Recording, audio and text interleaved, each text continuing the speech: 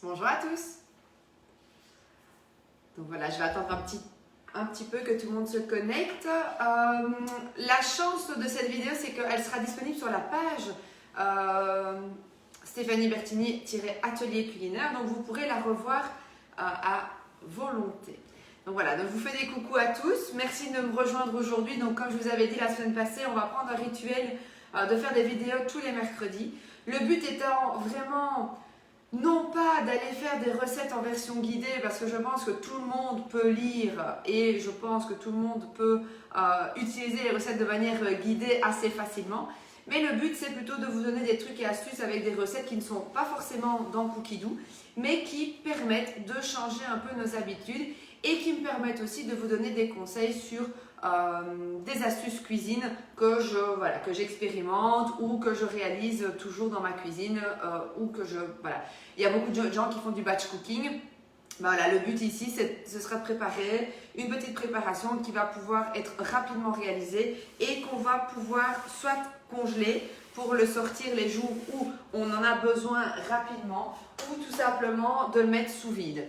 D'accord? Alors, qu'est-ce qu'on va réaliser aujourd'hui? On va réaliser des muffins au poulet avec des épinards et du cheddar. Alors, le but de cette recette, ma réflexion était la suivante. C'est que souvent, on n'arrive pas à faire manger des légumes aux enfants. Alors moi, c'est vrai que mon fils maintenant, bientôt il va avoir 2 ans. On va d'ailleurs fêter son anniversaire en comité restreint, mais on va quand même lui faire un beau petit gâteau que j'ai commandé chez Gâteau, qui avait réalisé notre gâteau de mariage, donc qui a vraiment de l'or dans les mains. Et donc on va donc il va bientôt avoir 2 ans, et donc c'est vrai que j'essaie toujours de trouver des astuces pour lui faire manger des légumes, ici du fromage, du poulet, donc il a vraiment le tout dans une préparation qui sera des muffins. Alors ce qui est chouette aussi avec les enfants, c'est que souvent ils aiment prendre plaisir à réaliser des muffins ou de la pâtisserie avec leur maman ou avec leur papa, voilà, on peut faire ça en famille sans souci, mais ils prennent moins plaisir à faire des plats salés. Et donc ici ce sera vraiment de faire comme si on faisait une recette sucrée, mais avec des aliments salés. Et ces muffins vont pouvoir être utilisés, je vais dire, dans votre quotidien, quand par exemple vous rentrez le mercredi soir, comme aujourd'hui, vous rentrez, vous allez à la piscine ou que sais-je avec vos enfants ou au foot, et il faut préparer des repas assez rapides pour que les enfants n'attendent pas trop et vous n'avez pas eu le temps de les préparer à l'avance. Vous allez pouvoir préparer ces muffins. Moi ici je vais faire en version mini, d'accord? Donc moi je préfère préparer 24 muffins que d'en faire les 12 plus gros.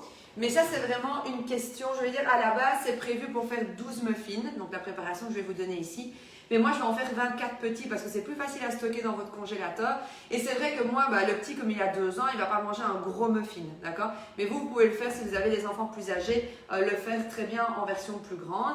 Et donc, ça va super bien se congeler. Et pour les personnes qui ont le bicep, vont pouvoir les mettre sous vide. Et ça va se garder facilement une dizaine de jours au frigo sans problème. Et donc, ça, c'est vraiment une astuce pour faire manger des légumes et avoir le plat de nutriments. Puisqu'avec les épinards, on va vraiment avoir des oligo-éléments qui sont très intéressants pour les enfants et on va mettre un peu de champignons également, on aura de la vitamine D. Si un des aliments ne plaît pas à vos enfants, pas de souci, vous pouvez l'enlever ou le remplacer, ça va? Donc on va commencer la recette, comme je vous disais, elle n'est pas en version guidée, c'est une recette qui a été adaptée d'autre part et donc je vous donnerai les spécificités au niveau de la recette par écrit sans souci, n'hésitez pas à me poster sous la vidéo si vous désirez la recette écrite, ça va? Alors, j'ai déjà avancé un petit peu le travail, c'est que j'ai déjà coupé les champignons donc en 4 simplement, donc je les ai rincés et coupés en 4. J'ai rincé mes épinards qui attendent ici, qui égouttent un petit peu, donc c'est 150 grammes d'épinards, je donnerai au fur et à mesure que je rajouterai les aliments, je vais le mettre dedans. Je regarde toujours mon pense-bête pour ne pas vous dire de bêtises au niveau des quantités. Mais on va commencer par mettre le beurre, donc on va mettre 20 grammes de beurre et on va mettre un petit peu de coriandre. Alors ça aussi c'est chouette, c'est qu'on fait découvrir la coriandre aux enfants. Moi le mien adore ça et donc ça lui permet d'avoir des goûts différents que ceux qu'il a à la crèche ou qu'il va manger par exemple chez mes parents quand il est gardé par mes parents. Et donc ici on va vraiment aller chercher des saveurs un peu plus, la Corée un peu plus orientale je dirais, mais qui sont assez sympathiques. Donc j'ai mis du beurre, j'ai mis de la coriandre et ici j'ai combien de grammes? J'ai 100 grammes de champignons coupés en 4, d'accord? Donc je vais faire suer mes champignons, je vais mettre mon couvercle et je vais mettre 2 minutes à 120 degrés. Alors, quand on veut rissoler quelque chose, on a deux possibilités. Soit on le met à 100, bon, moi je trouve qu'à 100 c'est un peu limite, ou bien on le met à 120 degrés. Moi je pense que 120 degrés pour rissoler c'est vraiment la bonne tape. Il faut savoir que dans le TM6 vous pouvez également rissoler à 160 degrés. Alors là c'est vraiment tout un débat qu'on a de manière régulière avec les clients. C'est que si vous voulez rissoler vos échalotes, deux possibles, échalotes, oignons, lardons, ce que vous voulez en fait. Donc deux possibilités. Soit vous allez rissoler à 120 degrés comme je le fais actuellement, mais c'est vrai que vous n'aurez pas une coloration de l'échalote si je prends l'échalote ou de l'oignon. Vous allez avoir quelque chose qui va rester un peu blanc, mais c'est pas grave parce que dans cette préparation-ci, en gros, moi je veux juste la saveur du rissolage, mais je ne veux pas forcément avoir la coloration puisque ça va être dans ma préparation de muffins. Et donc je m'en fous un petit peu de la coloration. Par contre, si je veux quelque chose de caramélisé, donc je veux avoir une coloration un peu plus dorée sur mes oignons ou sur mes échalotes, je vais aller monter jusqu'à 160 degrés. Attention que les 160 degrés sur le Thermomix, vous pouvez le chercher très longtemps, vous ne le trouverez pas en manuel, vous devez l'utiliser en version guidée. Donc ça veut dire que si vous ne cherchez pas dans votre cookie dough, donc ici je suis en, je pense qu'on ne sait plus, hop.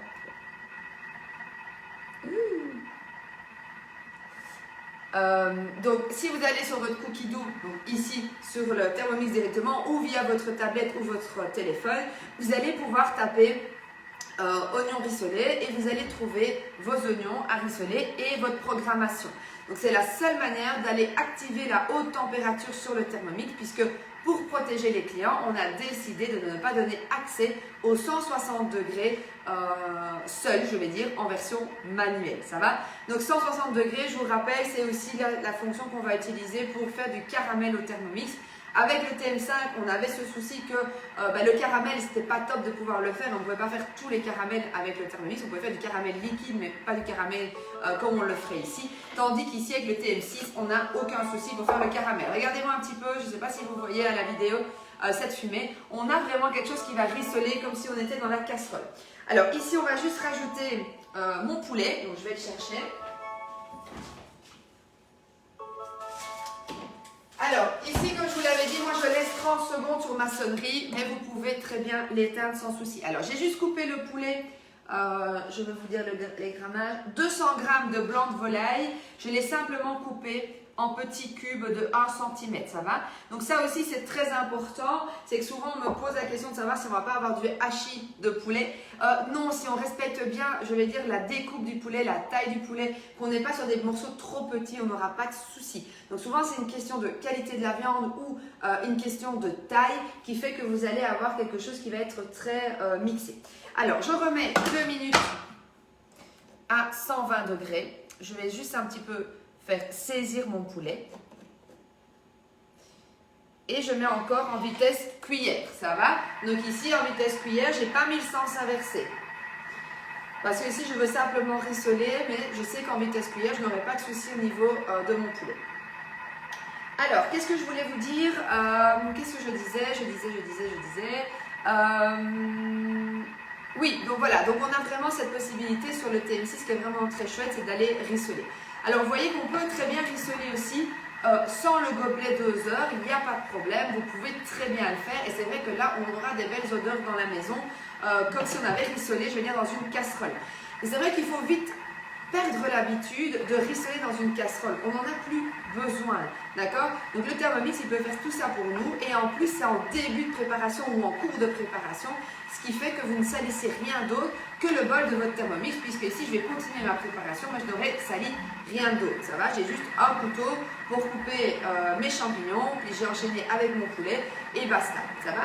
Donc ici, c'est vrai qu'on va avoir un peu de temps de rissolage, mais comme j'aurais eu dans la casserole, mais je vais gagner du temps par contre dans mon, tout ce qui est fouettage de mes œufs et de ma crème pour faire ma préparation au niveau du muffin. Alors ici, on va attendre et on va rajouter les épinards. Donc, je vais aller égoutter les épinards.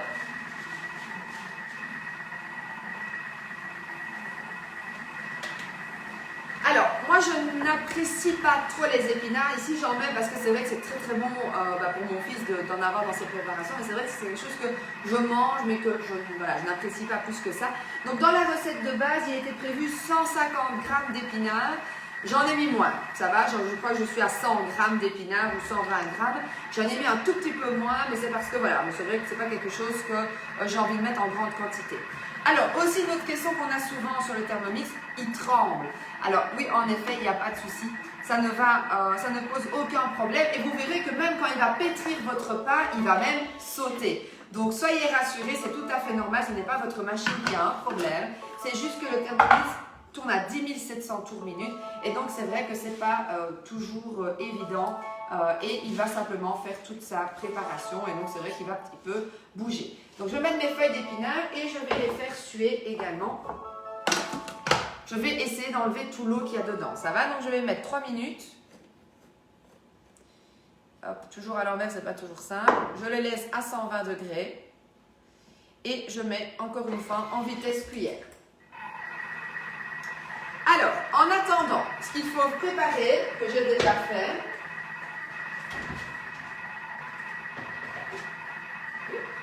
c'est faire deux choses.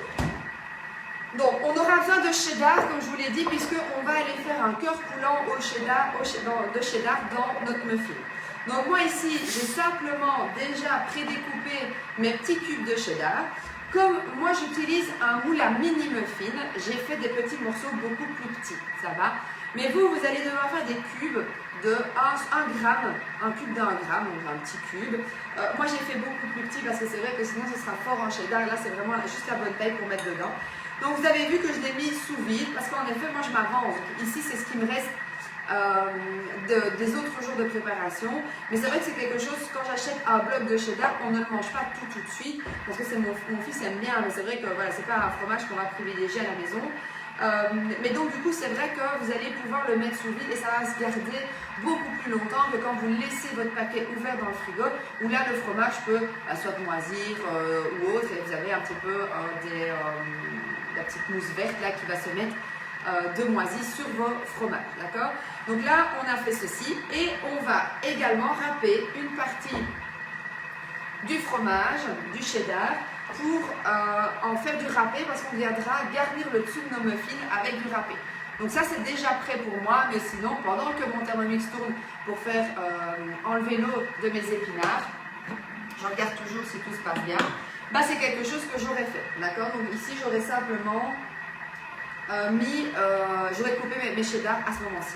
Alors moi j'ai utilisé la petite trappe Tupperware parce que souvent on me demande quel ustensile j'utilise. Ici clairement pour faire mon cheddar râpé, j'ai simplement utilisé ceci. Vous avez vu c'est tout petit, c'est génial. C'est avec quoi je zeste mes citrons dans des préparations ou mes oranges. J'utilise tout le temps celle-ci parce que c'est vrai qu'elle est démontable et donc au lave-vaisselle, c'est un gain de place également. Et donc voilà. Alors, est-ce que je dois préparer autre chose? J'ai lancé mon four à 180 degrés, comme ça dès que ma préparation est prête, là, je pourrai aller mettre le tout dans mon four. Alors, comme d'habitude, petite plaque perforée en dessous, je mets mon moule dessus, bien sûr un moule guidemable, parce que vous savez bien, en fait tout à l'heure j'ai voulu faire, je me dis quand même pour vous montrer, je vais faire des gros muffins. Et je me suis rendu compte que je n'ai pas le moule guidemable pour les muffins droits, pour les 12 muffins. D'ailleurs, je vais résoudre ça rapidement parce que c'est vrai qu'ici, j'étais sur les petits, mais ça m'arrange bien parce que c'est vrai que c'est la forme. Moi, je voulais vous montrer la version, je vais dire, normale de la recette, même si moi, d'habitude, je la fais toujours dans les mini muffins. Mais donc je me suis dit, oh mince, non, j'ai pas envie de beurrer, j'ai pas envie de fariner en fait ma préparation, et donc, mon moule, et donc c'est pour ça que je vais travailler avec du demi, comme ça je suis sûre que je ne dois pas graisser. Alors, je suis en train de réfléchir, je pense que je vais un tout petit peu mixer. Non, je vais laisser comme ça, d'accord? Donc là, il s'est bien réduit. Je vais vous montrer.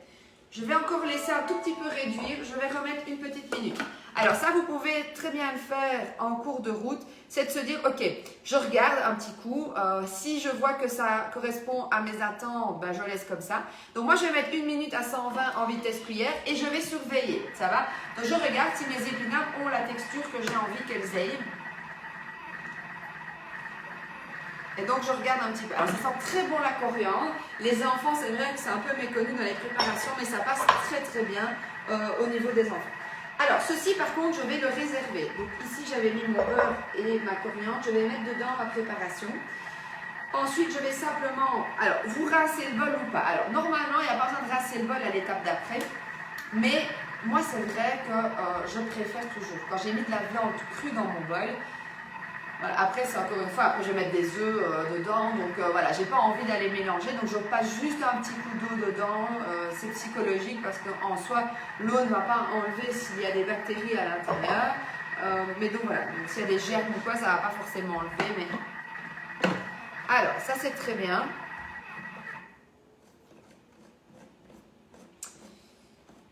Et je vais... Hop.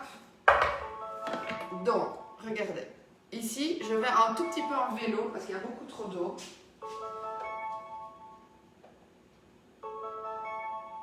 Et je ne veux pas que mes muffins soient trop mouillés, ça va? Donc j'ai gardé un petit peu d'eau, mais pas trop. Alors, pareil, pour la vidéo, je ferme le son, mais sinon, il n'y a pas besoin d'habitude. Alors, hop. Donc je mets ça dans un... Je réserve en fait ma préparation. Et je vais enchaîner avec ma préparation de pâtes. Alors j'espère que vous m'entendez bien aujourd'hui. Bon, j'essaye plusieurs systèmes. Donc aujourd'hui, c'est sans mes oreillettes. Et on verra si c'est mieux. Donc je m'écouterai tout à l'heure. Je verrai si... Alors, vous voyez typiquement pourquoi je dis toujours qu'il faut démonter totalement son bol quand on cuisine avec le Thermomix et qu'on le met à laver. C'est qu'ici, je le vois, j'ai un morceau de poulet qui s'est calé en dessous de la lame la plus basse. Donc du coup, je vais juste prendre 2 secondes. Maintenant, attention, c'est chaud. Donc, on ne se brûle pas. Mais je vais enlever mon morceau de poulet, d'accord? Je vais prendre ma préparation d'après, soit avec mon poulet. Donc là, je rince, comme j'ai dit, simplement, grossièrement. Hop. Donc là, j'ai simplement rincé mon bol pour vraiment avoir quelque chose voilà, d'un peu plus propre. Je remets mes couteaux. Et je refixe le socle de mon bol. Je remets. Alors, ici, je sais que je n'ai pas mis d'eau en dessous, mais je vous rappelle toujours de bien vérifier vos connecteurs quand vous lavez votre bol comme ça. Et si vous savez que vous avez malencontreusement humidifié vos connecteurs, vraiment bien vérifier qu'ils soient bien secs avant de poursuivre votre recette. Alors, ici, on va mettre les œufs. Donc, on a 5 œufs. Alors, je vous rappelle, je ne le dirai jamais assez, on ne casse pas des œufs sur le Thermomix. C'est vrai que c'est super tentant et ça casse super bien les œufs. Vous pouvez le faire si le bol est en dehors du socle, bien sûr. Mais dès qu'il est sur le socle, vous cassez vos œufs à côté. Ça va? Donc ça, c'est vraiment pour aller préserver votre balance et qu'elle dure, je vais dire, plus longtemps. Alors, j'espère que cette recette de muffins, ça vous tente, ça vous parle pendant que je suis en train de préparer. Je vois qu'il y a des petits commentaires. Je pense que c'est Caro, mais je n'arrive pas à vous lire d'aussi loin. Donc, je regarderai les commentaires tout à l'heure. N'hésitez pas à me poser vos questions. Et dites-moi si cette recette de muffins vous plaît, parce que ça change un peu du sucré, sans vraiment changer, parce que je suis restée quand même dans ma thématique muffins. Et voir aussi si c'est quelque chose que vous apprécierez de tester pour vos enfants et voir si eux, ça leur plaît ce genre de recette. Alors, on va mettre de la crème. Alors, ici, je vais activer ma balance. Donc, je switch d'écran et je vais mettre, je ne dis pas de bêtises, 100 g de crème liquide. Alors, 100 g, ça fait 10 centilitres, ça va? Mais c'est vrai que nous, quand on cuisine avec le Thermomix maintenant, on prend l'habitude de parler en grammes. Et je vous l'ai dit, moi je rapporte toujours tout en grammes et non pas en centilitres. Mais quand vous êtes devant votre rayon et vous dites, ok, je dois prendre combien de centilitres de crème, ben 100 grammes, pardon, c'est 10 centilitres, ça va? Alors, du beurre. Alors, j'ai fait fondre mon beurre, mais je l'ai laissé refroidir, ça va? Donc, il est mou, mais il est refroidi. D'accord? Donc, moi, je veux le laisser refroidir. Pourquoi? Ben, tout simplement pour pas qu'il cuise les œufs. Ok? Donc, s'il est trop chaud, ben, c'est clair que ça va un petit peu, ça va cuire vos œufs. Alors, je n'ai plus de farine comme j'ai utilisé la semaine passée. Donc, de la farine semi-complète dépose. Je regarde en farine, j'ai besoin de 200 grammes. Je n'ai plus de farine et donc du coup j'ai pris de la blanche. Alors ça c'est toute une thématique aussi, je pense que je ferai un live bientôt sur la thématique des farines. Ça veut dire que ici aussi je fais une recette pour plaire au plus grand nombre puisque vous n'êtes pas toutes adeptes des farines un peu différentes. Mais si on veut, voilà, moi ici par exemple, si j'avais été, je veux dire un jour habituel, que je faisais ma recette pour nous finalement, sans faire la vidéo pour vous, j'aurais utilisé une farine différente, j'aurais fait de la farine de quinoa, j'aurais fait de la farine de riz, j'aurais fait de la farine de lentilles pour mettre dans cette préparation. D'accord? Donc ça donne encore plus de nutriments dans votre préparation et ça vous évite d'utiliser de la farine blanche qui pour moi vraiment est à utiliser le moins possible. Maintenant, quand on cuisine pour certaines personnes qui ne digèrent pas les autres farines, ben, c'est sûr qu'il faut y réfléchir. Et alors justement, j'avais une question d'une dame dont la fille était un peu intolérante au gluten. Donc ici, le but de pouvoir faire toutes ces farines, c'est très intéressant parce que justement, si on fait de la farine d'amande, ben, c'est gluten-free. Donc du coup, c'est chouette pour les personnes qui ne peuvent pas manger de gluten. Et ça se marie assez bien dans les préparations, ça ne goûte pas l'amande en tant que telle, parce qu'on a toujours l'impression que quand on fait de la farine de riz ou quand on fait de la farine de quinoa, ça va avoir une odeur un peu différente. On peut aussi faire de la farine de maïs, on peut vraiment faire de la farine avec tout ce qui reste dans vos placards. Et donc c'est vrai que ces farines-là, comme la farine de châtaigne, etc., ce sont des farines qu'on a l'impression de sortie d'un petit peu, qu'elles soient un peu trop compliquées pour qu'on puisse les faire nous-mêmes, mais pas du tout. Et c'est vrai que souvent on achète des pots, on va acheter un sac de farine de châtaigne. Enfin, moi j'avais fait ça pour par exemple au mois de décembre, mais il m'en reste toujours sur les bras. Tandis que si je la fais minute, bah, c'est vrai que je gagne aussi parce que je ne dois pas acheter des farines et je ne dois pas les stocker, toutes ces farines différentes.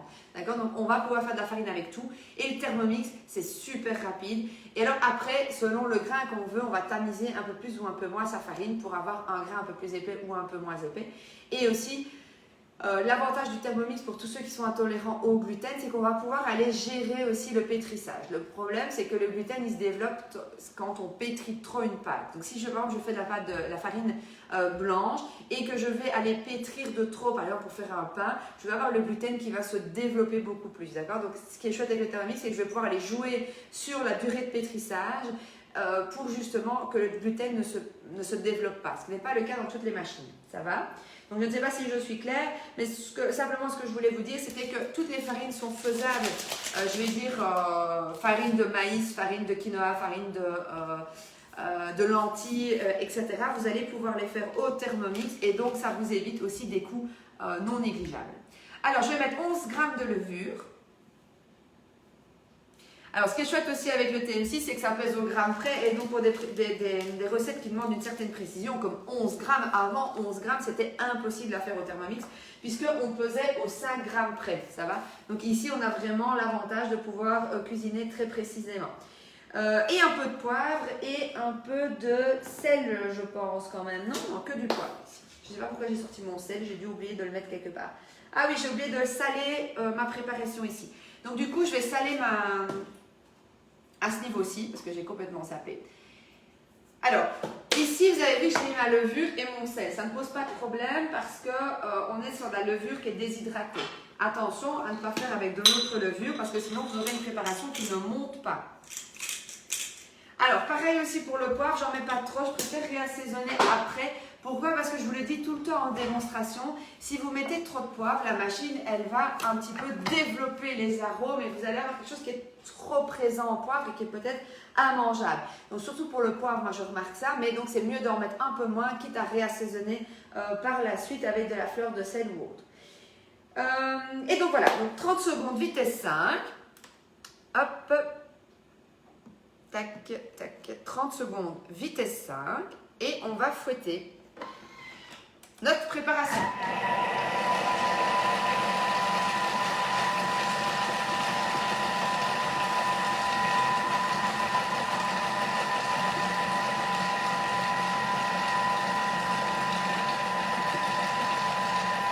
Alors, je ne sais pas si vous m'entendez bien, donc c'est pour ça que je ne parle pas aujourd'hui, parce que je pense qu'il y a vraiment un problème de micro.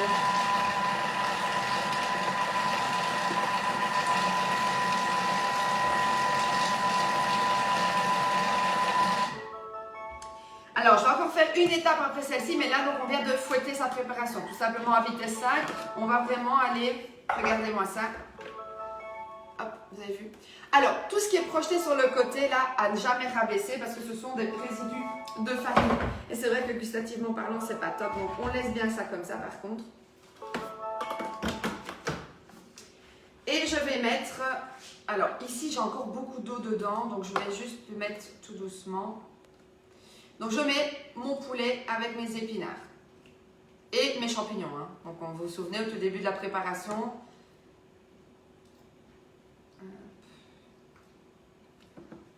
Alors, attendez, je vais juste prendre une cuillère, ce sera plus simple.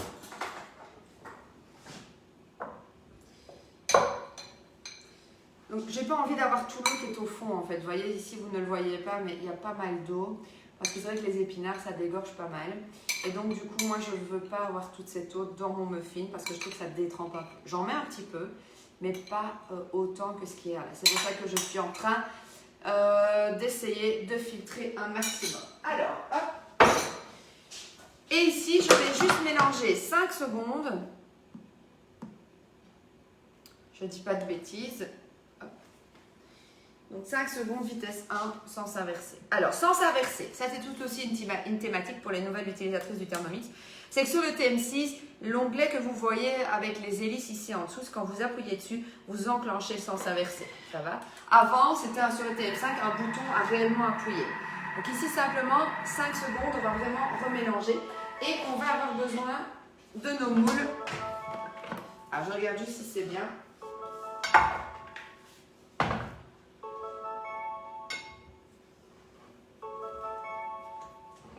Hop. Je repasse juste un petit coup de... Parce que moi, j'ai des moules plus petits. Donc, alors, ici, on va essayer d'être propre aujourd'hui parce que vous êtes là avec moi. Parce que d'habitude, c'est vrai que je n'ai pas besoin de faire attention. Hop. Alors, j'ai une petite louche. Ça va, c'est génial pour ces formats-là. Je vais remplir à 1/3 du moule.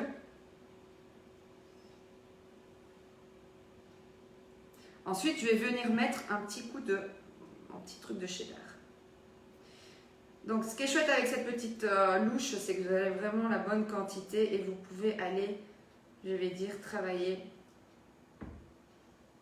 dans le détail. Alors, comme vous savez, je ne vais pas vous laisser attendre pendant les 25 minutes que ça cuit. Donc, je vais remplir ici tous mes moules. Bon, j'en fais que quelques-uns pour vous montrer. Ensuite, je vais venir mettre un morceau de cheddar au milieu et je viens refermer ma préparation. Ça va? Donc, j'en mets pas trop, 3/4 du moule, et bien évidemment. Et je viens finir avec mon petit cheddar râpé. Ça va? Je fais ça pour mes 24. Je vais enfourner. On en a pour 25 minutes au niveau de la cuisson à 180 degrés. Et puis, je vous mettrai en photo, bien sûr, le résultat final. Si vous avez des questions ou si vous avez des demandes particulières au niveau des recettes, la semaine prochaine, je pense que ce sera quand même une recette sucrée. Mais je vais voir, je vais peut-être changer d'avis encore jusque-là. C'est vrai que je ne planifie pas autant de temps à l'avance. Ici, je devais refaire ces préparations-là. Ça tombait bien de vous inviter aujourd'hui avec moi pour le réaliser. Donc, n'hésitez pas regardez un peu comme c'est mignon. Je ne sais pas si vous voyez. Vous avez vu ça? C'est trop beau, hein? Et donc ça, c'est vrai que c'est assez sympa parce que ça va vraiment bien plaire aux enfants. Donc, si vous avez aimé, n'hésitez pas à liker. Si vous avez des amis qui recherchent des recettes Thermomix, n'hésitez pas aussi à partager notre page. Parce que c'est notre page, en fait, je vous mets dedans. Parce que c'est vrai que c'est une belle communauté qu'on a au niveau des clients, de mes clients. Donc ça, c'est vraiment très chouette. Si vous avez des questions, vous postez en dessous. Et si jamais vous voulez la recette écrite, n'hésitez pas à me le demander en dessous de la vidéo. Allez, je vous fais des gros bisous et bon mercredi après-midi avec vos loulous. Au revoir!